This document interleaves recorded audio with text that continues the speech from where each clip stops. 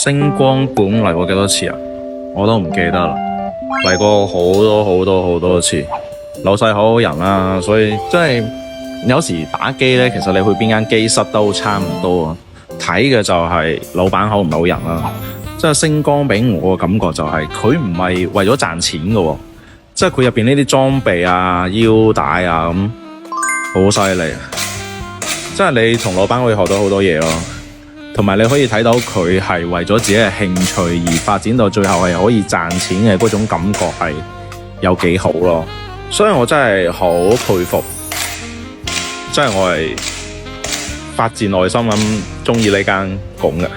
你睇下依家有啲新槍喎，我同你講我手頭上揸緊呢支嘢啊，8000蚊美金，係啊，唔係人民幣啊，8000蚊美金啊！